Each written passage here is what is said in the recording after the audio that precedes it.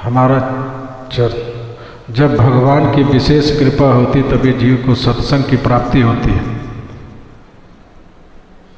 भोग, संपत्ति, सुख, दुख ये तो प्रारब्ध का परिणाम है, लेकिन सत्संग की प्राप्ति भगवान की कृपा का परिणाम है। भगवान जब विशेष कृपा करते हैं जीव के ऊपर तो भगवान उसे सत्संग प्रदान करते हैं, और सत्संग में आकर के जीव आत्मा के स्वरूप को, परमात्मा के स्वरूप को, परमात्मा के प्राप्ति के साधन के स्वरूप को, परमात्मा की प्राप्ति के जो बाधक तत्व हैं उनके स्वरूप को, और परमात्मा प्राप्ति का फल क्या है इस स्वरूप को जान करके वो कृतकृत हो जाते हैं।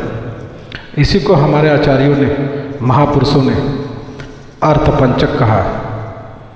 जितने शास्त्र हैं, वेद, उपनिषद,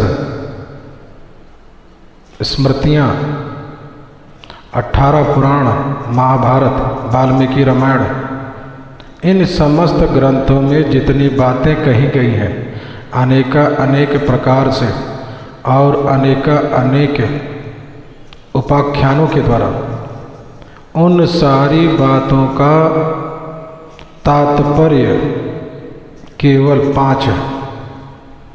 5 प्रकार के अर्थ ही शास्त्रों के द्वारा हमें प्राप्त होते हैं। समस्त अर्थों का समन्वय उन 5 अर्थों में ही हो जाता है। उसी को हमारे आचार्यों ने अर्थपंचक कहा है। अर्थपंचक प्राप्यस्य ब्रह्मरूपेण प्राप्तस्य प्रत्यदात्मनः प्राप्त पायम फलम प्राप्ते ही तथा प्राप्ति विरोधी च वदन्ति सकला वेदाः श्वेत इतिहास पुराणकाः मुनियश्च महात्मानो वेद वेदांत वेदिना।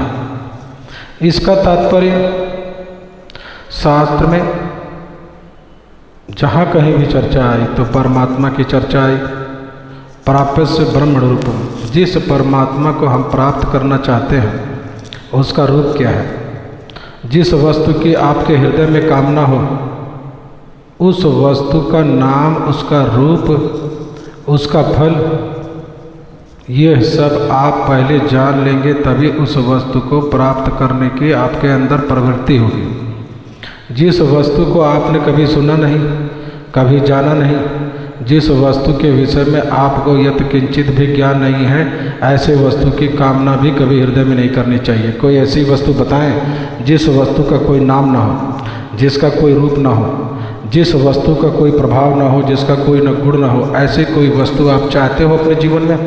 कोई वस्तु ही नहीं है, उसके विषय में कामना भी नहीं हो सकती। इसीलिए हमारे यहाँ आचार्यों में जिसका कहा, जिसका कोई नाम नहीं, जिसका कोई गुण नहीं, जिसका कोई रूप नहीं, निर्गुण, निराकार, निर्विकार, ऐसा कोई तत्व अगर होगा भी तो ऐसे तत्व की प्राप्ति की जिज्ञासा नहीं हो सकती।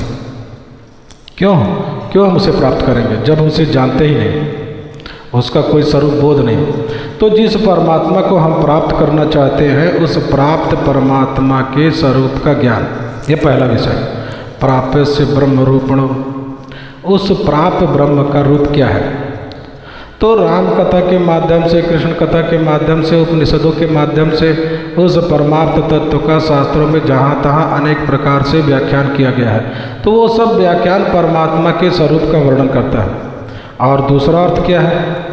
प्राप्तस्य प्रत्यय आत्मनः, उस परमात्मा को प्राप्त करने वाले जो हम आप जीवात्मा हैं, हमारा आपका स्वरूप क्या है, हम आप कौन हैं। तो ये ज्ञान जो गीता में, उपनिषदों में कहा, भगवान ने कहा मैं वांसो जीवलोके सनातन जीव मेरा अंश है, कितना बड़ा है? अंगुष्ठ मात्र है रूप, अंगुष्ठ मात्र है। और भी उपनिषदों में कहा बालाग्र से भाग से शतका कल्पशिक्षा।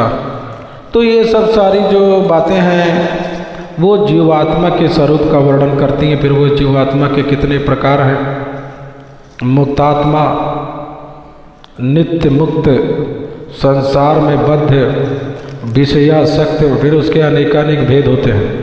लेकिन कुल मिलाकर के जीव के कितने प्रकार हैं, जीव कैसे कैसे हैं, उनकी कितनी योनियां हैं, उनके कर्मों के परिणाम स्वरूप उनके जीवन में क्या क्या होता है, ये सब जो हम सुनते हैं ये आत्म स्वरूप का ज्ञान होता है। तो परमात्मा का स्वरूप और अपनी आत्मा का स्वरूप, अब तीसरा विषय शास्त्र का है, उस परमात्मा को हम प्राप्त कैसे करें। अब साधन का विषय है, तो कर्म के द्वारा, भक्ति के द्वारा, ज्ञान के द्वारा, भजन के द्वारा, तपस्या के द्वारा, इन साधनों का जो वर्णन है, ये तीसरा विषय है शास्त्र का। ये शास्त्र का तीसरा अर्थ है, साधन का वर्णन। और चौथा अर्थ शास्त्रों का है, उस परमात्मा की प्राप्ति में बाधक क्या है। क्योंकि जब तक हम बाधक तत्व को नहीं समझेंगे तब तक हम साधक नहीं बन सकते। साधक बनने के लिए व्यक्ति को पहले बाधक तत्व को जान करके उससे बचना होगा। तो परमात्मा की प्राप्ति में बाधक तत्व क्या है? आज तक हम उस परमात्मा को प्राप्त नहीं कर पाए, उसके चरणों तक हम नहीं पहुंच पाए। उसमें कारण क्या था? इस कारण पर भी चिंतन किया जाए।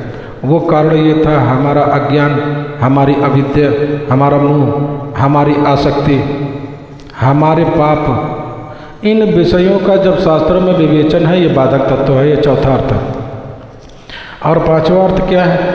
उस प्राप्त ब्रह्म का यह जीवात्मा बाधक तत्वों से बचकर भक्ति ज्ञान आदि साधनों के द्वारा जब प्राप्त कर लेगा तो उस परमात्मा की प्राप्ति से होगा क्या? यह एक विलक्षण प्रश्न है। भाई, हम उसे प्राप्त कर लेंगे तो क्या मिलेगा? क्यों प्राप्त करें? कहते हैं बिना प्रयोजन के किसी कार्य में व्यक्ति की प्रवृत्ति नहीं होती। प्रयोजन मनोद्देश्य मंदोपि प्रवर्तते। मंद से मंद प्राणी, मूर्ख से मूर्ख प्राणी बिना प्रयोजन के किसी कार्य में प्रवृत्त नहीं होता। तो इतना सब हम कर करके उस परमात्मा की प्राप्ति में प्रवृत्त हो तो मिलेगा क्या? तब शास्त्र ने कहा, अब ये भी जान लो क्या मिलेगा। क्या मिलेगा? अनंत आनंद की प्राप्ति होगी। क्यों? तुम यही चाहते हो, आनंद ही खोज रहे हो, और आनंद को प्राप्त करने के लिए तुम दुखी हो। आनंद नहीं मिल रहा, आनंद नहीं मिल रहा। हर व्यक्ति आनंद ही खोज रहा है।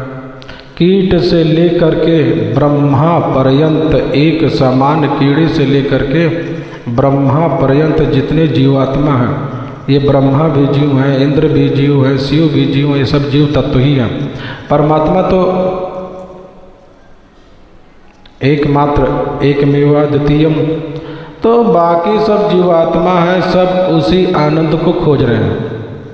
बस अंतर इतना है, कोई खाने में आनंद खोज रहा है, कोई सोने में आनंद खोज रहा है, कोई वस्तु में आनंद खोज रहा है, और कहीं भी उसे पूरा आनंद नहीं मिलता, थोड़ा मिलता है, फिर खत्म हो जाता है, फिर वो दुखी हो जाता है। तो शास्त्रों ने कहा है, उस परम तत्व को तुम जान लोगे तो तुम अनंत आनंद को प्राप्त कर लोगे। कितना आनंद? वो आनंद के सिंधु है, जो आनंद सिंधु सुख राशि, सीकर त्रिलोक सुपासी। और उस आनंद के एक बिंदु मात्र से अनंत अनंत ब्रह्मांड के अनंत अनंत जीवों को आनंद प्रदान करने वाले वे परमात्मा आनंद सिंधु हैं। उन्हें जब प्राप्त कर लोगे तो तुम्हें परम आनंद की प्राप्ति होगी। और परम आनंद के साथ साथ दुख के जितने कारण हैं वो सब कारण निवृत्त हो जाएंगे। दुख के कारण कितने हैं? पहला कारण पाप, दूसरा शरीर की स्थिरता, जर्जरता, बुढ़ापा, तीसरा मृत्यु। मृत्यु से भी दुख, सब डरते हैं, कोई मरना नहीं चाहता।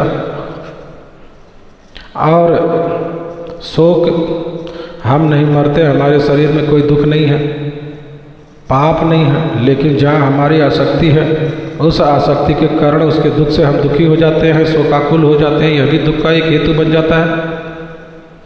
तो इन समस्त दुख के हेतुओं की निवृत्ति हो जाए तभी परमानंद मिलेगा। तो वेदों ने कहा, एष आत्मा अपहत आत्मा विजरो विमृत्यु विशोकः अजगितसः। भूख न लगे, भूख भी एक दुख का कारण है। आप कहते हैं हमारा भूख लगती है तभी रसगुल्ला खाते हैं तो आनंद आता है। आनंद तो आता है लेकिन फिर भूख लग जाती है। तो दुख का कारण वो भूख है। वो भूख निवृत्त हो जाए तो ऐसे ही आनंद मिलेगा, ना रसगुल्ला खाना पड़ेगा, ना जलेबी खाना पड़ेगा। तो उत्तम क्या है? उत्तम ये है भूख ही न लगे। क्यों? दूसरी वाली व्यवस्था जो है वो थोड़ी टेढ़ी व्यवस्था है। आप कितना भी बढ़िया वस्तु खा लो,